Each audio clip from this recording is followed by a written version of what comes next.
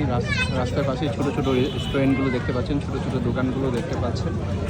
তারা যদি আমি হিসাব করি তাদের কোয়ালিফিকেশন দিয়ে কোন দিক থেকে কম না, তারা এক একজন উদ্যোক্তা হিসাবে অনেক সুন্দর একটা বিজনেস দাঁড় করিয়েছে।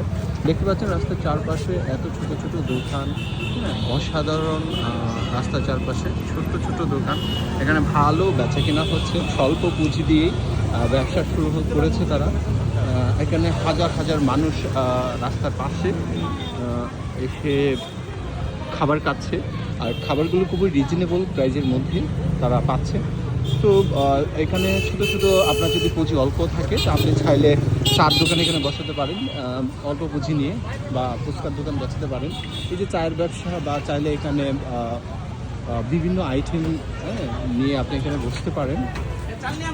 তো সুন্দর একটা মাধ্যম এখানতে অন্যান্য, বিশেষ করে এখানে নারী উদ্যোক্তারা আছে, যেখানে তারা ছোটো ছোটো চায়ের দোকান দিয়ে ভালো ছোট্ট একটা বিজনেস শুরু করেছে নিজেকে স্বাবলম্বী করার জন্য। এবং অনেকে আছে এখানে জব করছে, হাজব্যান্ড ওয়াইফ মিলে তারা ছোটো ছোটো দোকান চালাচ্ছে। এটা অসাধারণ একটা দৃশ্য। এবং জীবনে কিছু করতে গেলে অবশ্যই ছোটো কিছু দিয়ে শুরু করতে হয়। এবং দেখতে পাচ্ছেন যে অনেক বিভিন্ন ধরনের মানুষ এখানে এসে খাবার খাচ্ছে, এবং বিভিন্ন ধরনের আইটেম, এই আইটেমগুলো দেখতে পাচ্ছেন বিভিন্ন সামুদ্রিক মাছ এখানে আস্তে তাজা খেতে পাচ্ছে তারা। অসাধারণ সব কিছু মিলে আমি মনে করি।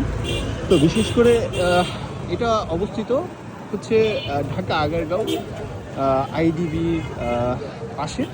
সো অসাধারণ দেখতে, এবং এখানে খুবই খোলামেলা একটা জায়গা, যেখানে আপনি বসে প্রকৃতির মাঝখানে আপনি এখানে খেতে পারবেন। এখানে খুব ন্যাচারাল একটা প্লেস, সেখানে বসে আপনি বিভিন্ন ফুড আইটেম নিজে পছন্দ মতো খেতে পাচ্ছেন।